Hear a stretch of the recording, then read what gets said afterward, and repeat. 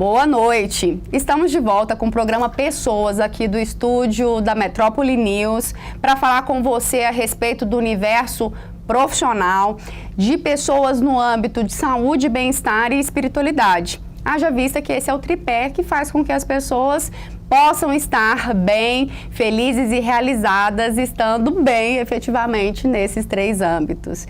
E hoje nós vamos conversar um pouquinho com o Falbert Miranda, ele que é administrador, contador, diretor administrativo e financeiro e professor em pós-graduação. E a gente vai estar fazendo um bate-bola aqui, conversando um pouquinho a respeito do âmbito profissional, de carreira e profissionalismo. Falbert, boa noite, obrigada pela presença. Boa noite, Sérgio, obrigado pelo convite. Vamos tentar contribuir ao máximo aí com o teu público agora. Maravilha, muito obrigada. Falbert, e a gente queria começar aqui, a intenção é começar falando um pouquinho da dificuldade de recrutamento de profissionais na área operacional, né? Existe uma dificuldade ou não hoje na contratação desse nível de profissional? Sérgio, é bom que a gente tem percebido no dia a dia das empresas, na área de recrutamento e seleção, principalmente da base da pirâmide das empresas, é justamente a escassez de profissionais na área técnica, na área operacional, né? E muito além da dificuldade de recrutá-lo, de trazê-lo para dentro da empresa, é de mantê-lo dentro da empresa, né? Então, essa dificuldade, eu imagino que a maioria das indústrias e empresas que dependem desses profissionais que estão na base e que tem, na maioria das vezes, a necessidade de ter conhecimentos técnicos e mais operacionais, as empresas têm tido bastante dificuldade em recrutá-las e, ao mesmo tempo, também de retê-las dentro do mercado. Alguma sugestão dentro desse âmbito, dessa dificuldade, então, não só na captação, né, como também na retenção desses talentos dentro da organização? Alguma dica que você pode trazer para a gente, Falbert? Olha, eu acho que a gente tem que começar a pensar no paradigma do curso superior, né? Eu acho que a gente já pode começar a mudar um pouco a ideia de que o curso superior é muito interessante, ele é necessário e já não é tão suficiente para as carreiras, mas o curso técnico também se faz muito importante hoje no dia a dia, né, das empresas. Então não adianta nada você pretender criar uma carreira de sucesso fazendo um curso superior se você não tem uma boa base, né, um alicerce muito bem definido para que a sua carreira possa ascender.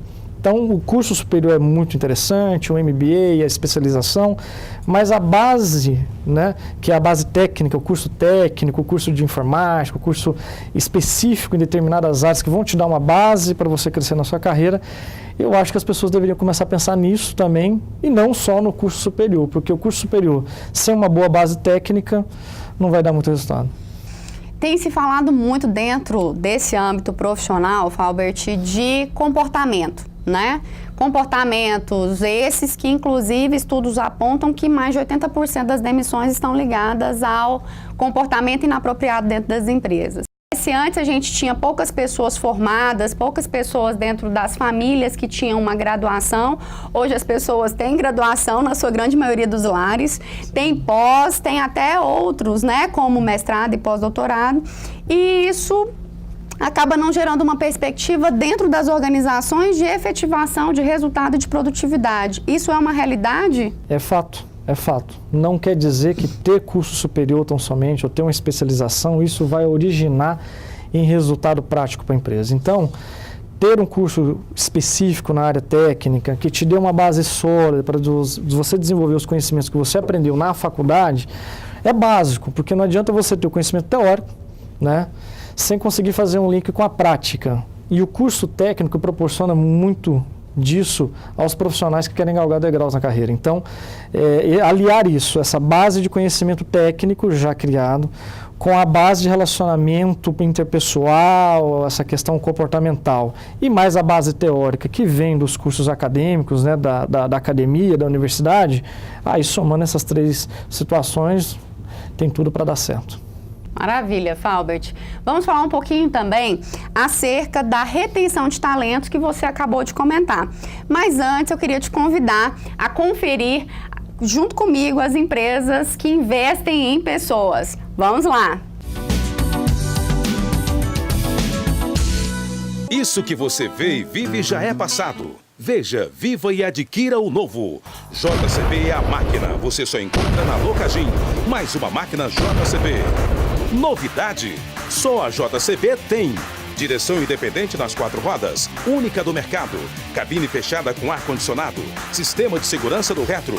Banco giratório de 180 graus. Uma máquina diesel sem HP. Essa máquina você encontra na concessionária Locagin JCB. Foi legal o jogo, né? Alô? Oi, cadê você? A gente não ia se encontrar? Coca-Cola Zero apresenta O Impossível é Possível. Uau! Bonito vestido, hein? Mudança de planos, baby. Acesse o site e viva o impossível. Coca-Cola Zero é possível.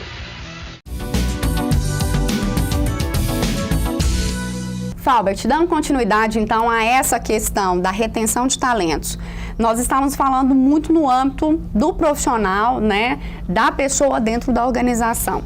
Vamos falar um pouquinho da organização para com o profissional, né?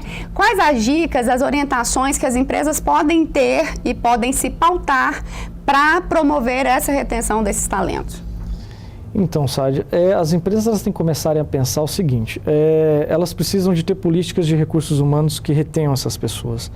O problema da grande maioria das empresas é que elas desejam dar ênfase muito mais nas suas áreas foco de atuação, naquele core business dela, e acaba deixando as políticas de retenção, motivação, recompensas da empresa de lado, né? E acabam perdendo talentos que trariam muito mais resultado para a empresa. Então tem um monte de empresa hoje em Goiás e no Brasil que forma um monte de talento para o mercado, né? E na hora que a pessoa está dando o resultado que a empresa esperava, o mercado vem e absorve, né? Então a empresa tem que pensar muito em política de recursos humanos, né? Em ter um departamento de RH bem estruturado, de ter políticas de recompensa, de ter políticas de retenção desse profissional, mas que façam com que o objetivo dessa pessoa e o objetivo que a empresa tem sejam convergentes, porque a partir do momento que o profissional perceber que o objetivo pessoal que ele tem não converge com o objetivo da empresa, é com certeza que eles vão ter perda de funcionários. Interessante. Você estava comentando que esteve fora do Brasil, né? Isso também é uma realidade fora do Brasil. Sim. E a gente tem percebido que nós vivemos um momento do pode e do não pode, né? Mas as orientações em termos de visão estratégica, onde é que fica isso para que os profissionais e pessoas sejam de fato líderes e não só direcionadores? Então, essa prática é muito comum, né? Você tem um monte de gerente hoje que serve para tomar pequenas decisões no dia a dia, que não delegam, que não dão alçada para suas equipes, né? E que ficam numa posição muito mais de tomadores de decisão, de decidir se pode ou não pode fazer uma coisa, né? E deixam o foco estratégico da empresa de lado, né? Então, é justamente nisso que a gente, tanto no Brasil como nos Estados Unidos e em outras economias, as empresas têm tentado fomentar nos seus líderes. Olha, a gente tem um papel muito mais de facilitador, né, de um gestor de equipe que tenta alcançar um objetivo muito mais global do que aquelas tarefas no dia a dia de eu poder ou não poder fazer algo, né? Então, nosso papel é muito mais de incentivo, muito mais de facilitar com que aquelas pessoas alcancem os objetivos, do que, na verdade, ficar tomando decisões no dia a dia, se isso pode, se aquilo não pode, enquanto eu poderia muito bem delegar isso em determinadas situações e não ficar retendo essas decisões para mim no dia a dia. Outro tema que tem sido bastante discutido também, Falbert, é a questão do profissional especialista, generalista, se é que isso é possível.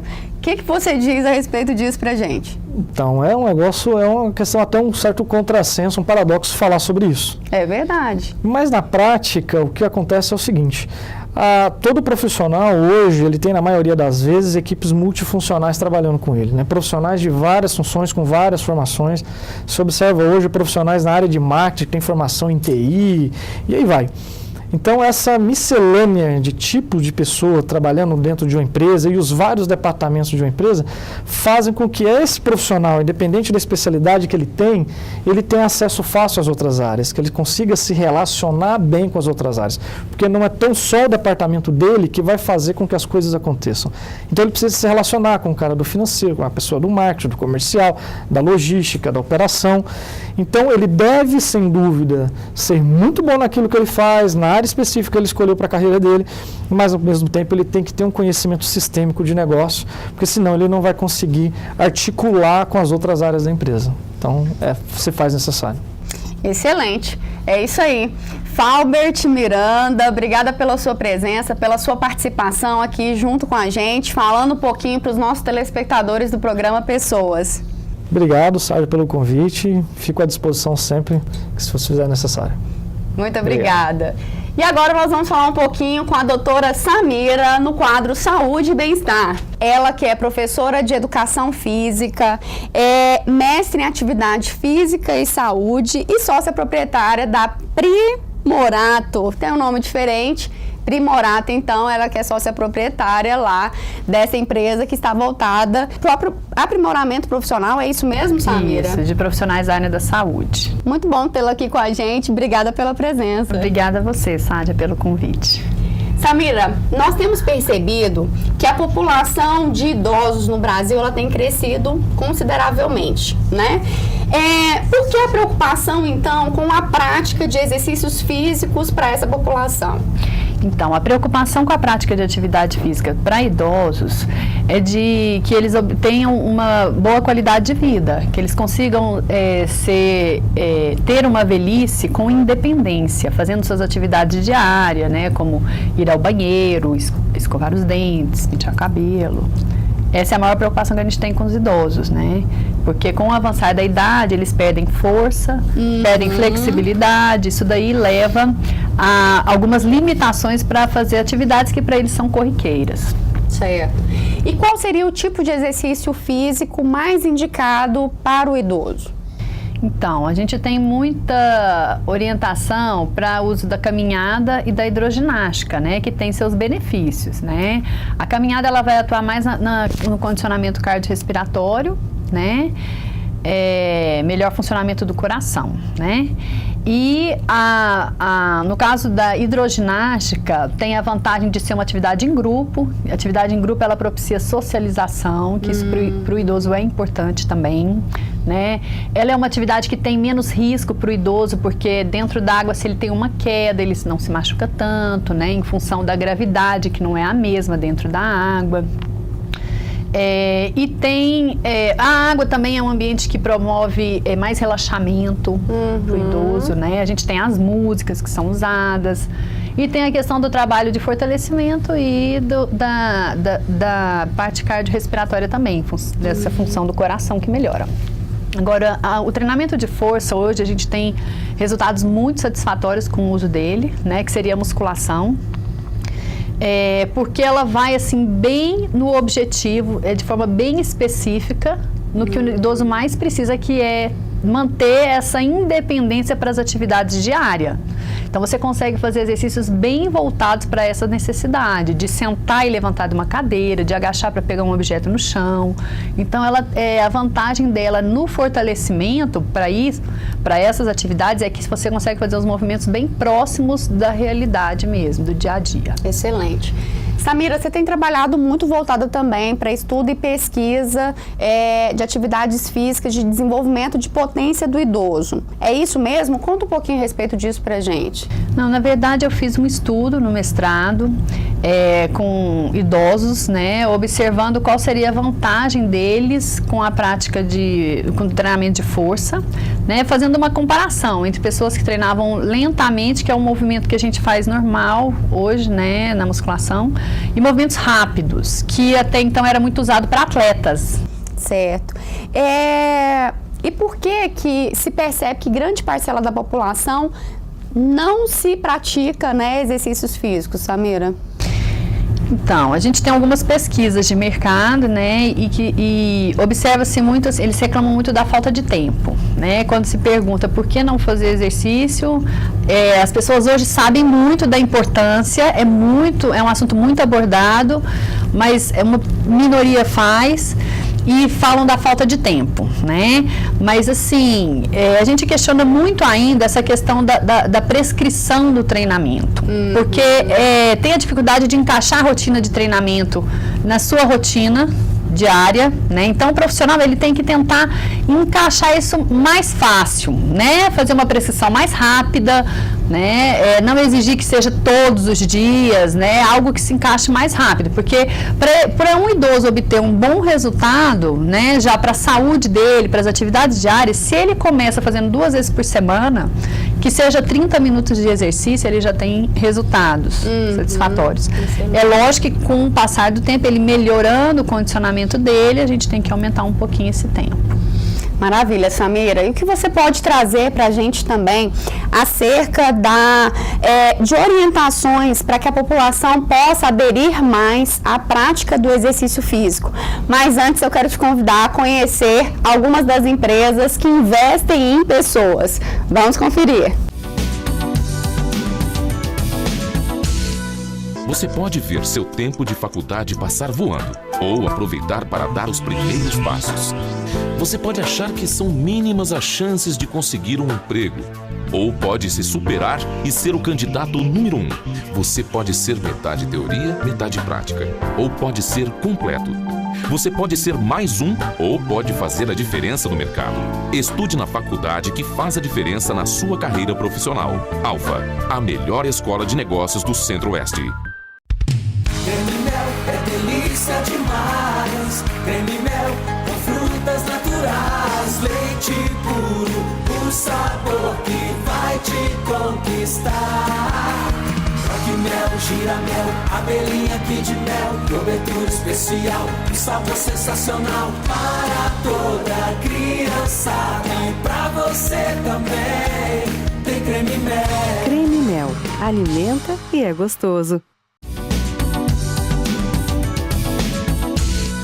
Samira, a gente estava falando um pouquinho sobre essa questão, né, de quais as práticas, as orientações para que a população, de um modo geral, possa aderir à prática da educação física.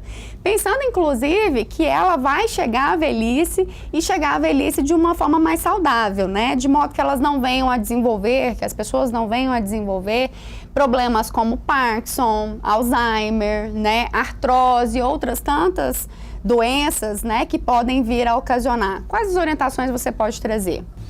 Então, a orientação para adesão à prática de exercício seria começar com cautela, né?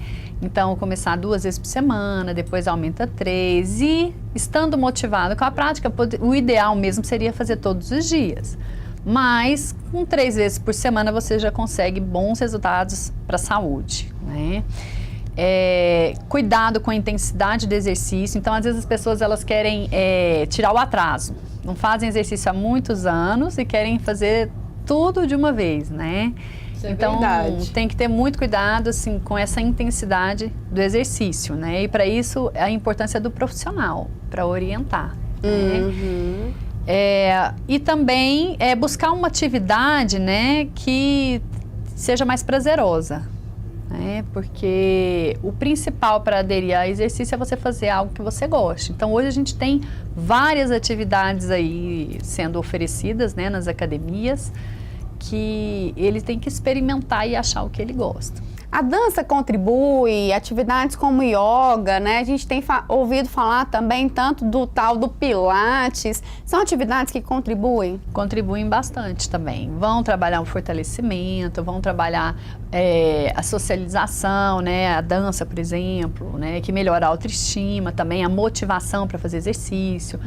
Trabalha, dependendo, a yoga trabalha a questão da flexibilidade, que é importante para essas atividades do dia a dia, né? Então, todas têm sua contribuição, né? Uhum. Pensando também, Samira, que muitas pessoas vão buscar a prática do exercício físico em função da dor, né? Em função, às vezes, de algumas posturas viciosas, né? Alguma questão do trabalho, dor na coluna e etc. Quais as dicas que você pode trazer e orientações para essas pessoas? Então, em relação às dores, né? Principalmente a lombalgia, que é o que a gente mais observa na academia, e que hoje está acontecendo bem mais recente, né? Por volta dos 30 anos as pessoas já aparecem com dor.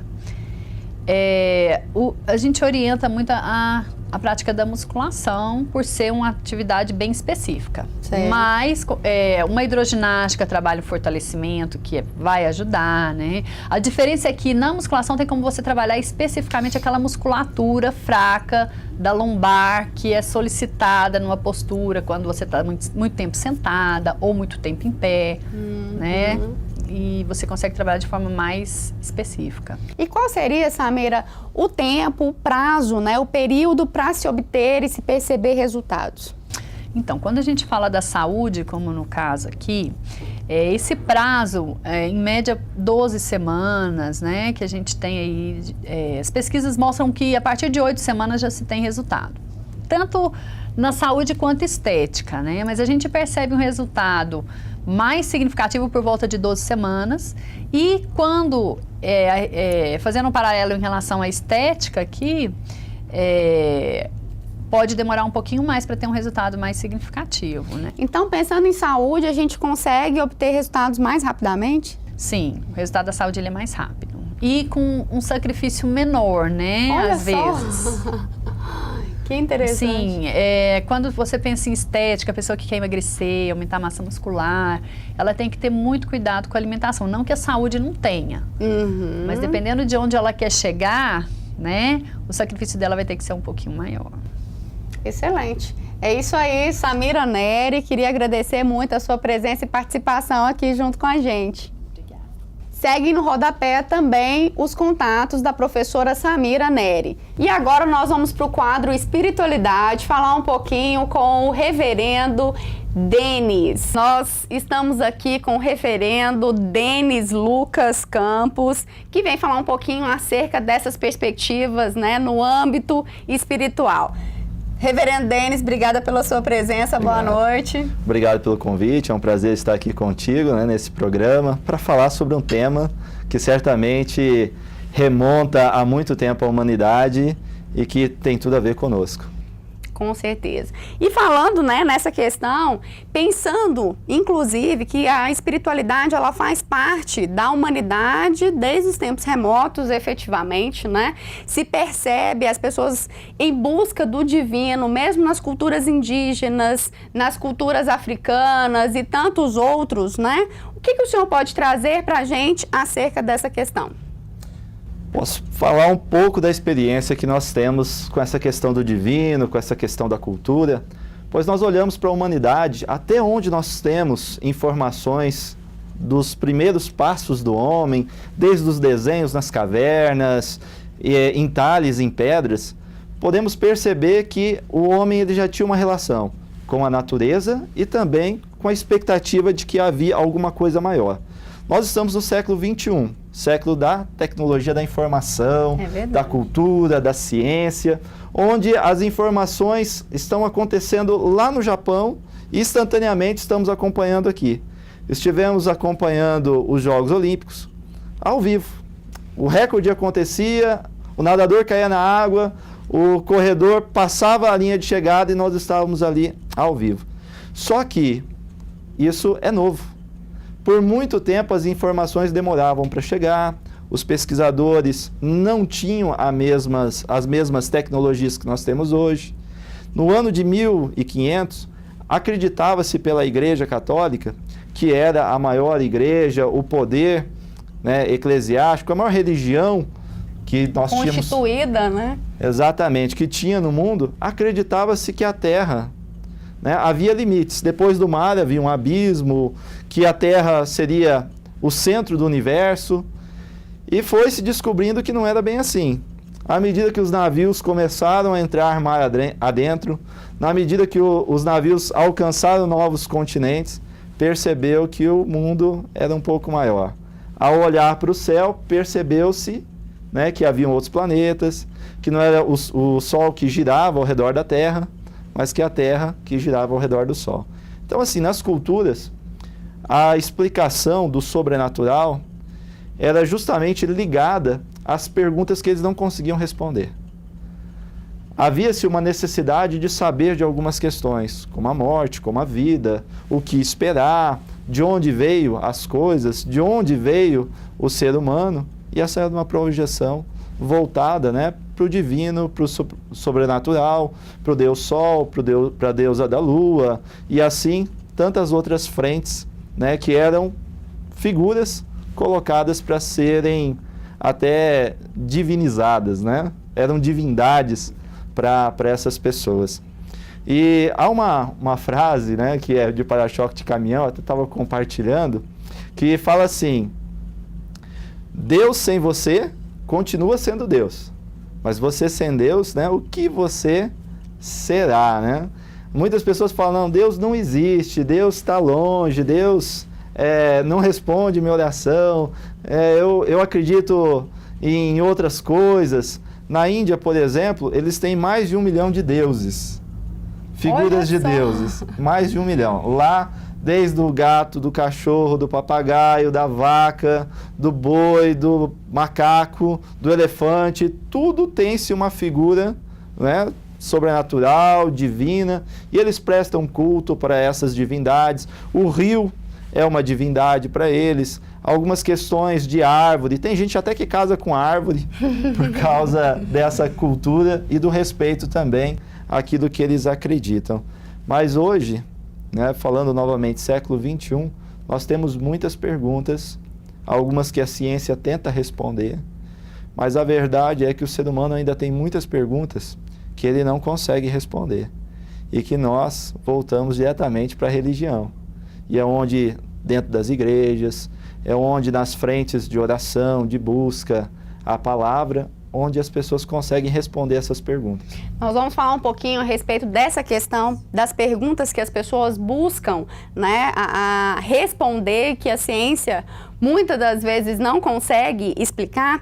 Mas vai ser depois do intervalo que eu quero te convidar a conhecer um pouquinho a respeito das empresas que investem em pessoas. Vamos conferir. Construir exige técnica e prazer em ver o proprietário da obra satisfeito. Esse é o conceito da Ademaldo Construções e Projetos. Em toda obra edificada, entregue sempre dentro do prazo, a Ademaldo faz de cada cliente um grande amigo. Cuidou como se aquele empreendimento fosse não apenas uma obra para a construtora, mas sim como se fosse uma obra para ele próprio usufruir. Ademaldo Construções e Projetos. Fazemos tudo por você.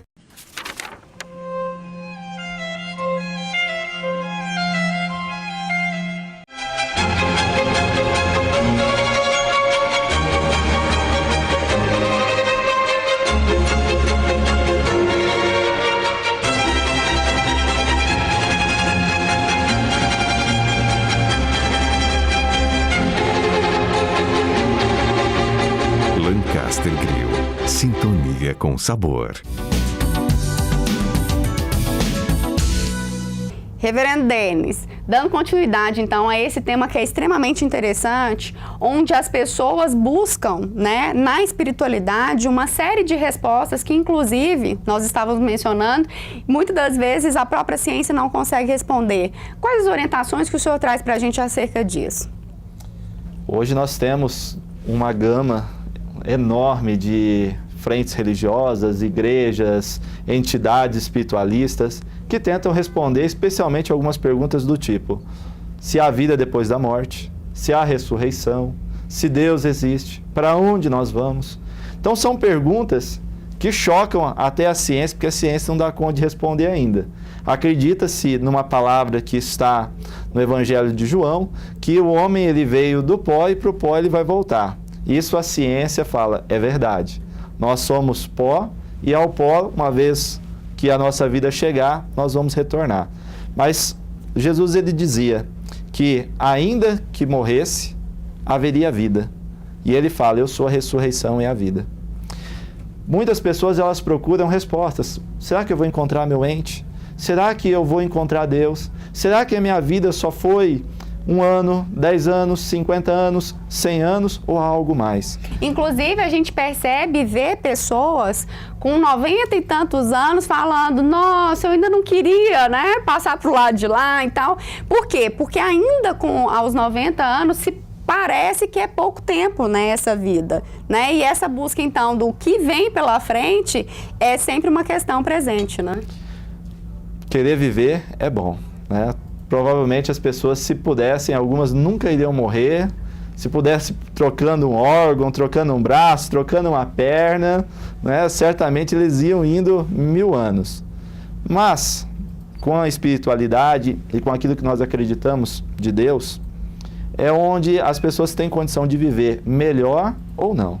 Se você vive cheio de perguntas, as perguntas começam a impedir você de viver. E quando você pensa em Deus, quando você pensa numa alternativa espiritual, uma resposta para as coisas que, a princípio, nós não temos clareza, quando nós acreditamos em Deus, quando nós acreditamos no sobrenatural, quando acreditamos numa perspectiva que a própria Bíblia nos ensina, a nossa qualidade de vida melhora. E esse vazio, cheio de perguntas, ele alcança, então, um equilíbrio, alcança um ponto onde ele se segura e fala: a vida vale a pena viver, mas se tiver algo a mais, esperamos ansiosos por ele. É isso aí. Programa Pessoas, falando de pessoas nas mais diversas esferas, onde a gente trabalhou aqui, falou bastante de profissionalismo, de saúde e bem-estar e falamos também do âmbito da espiritualidade. Quero agradecer você pela sua presença e participação sempre aqui conosco e conto contigo aí do outro lado da telinha, todas as terças às 22 horas. Um grande abraço, bye bye!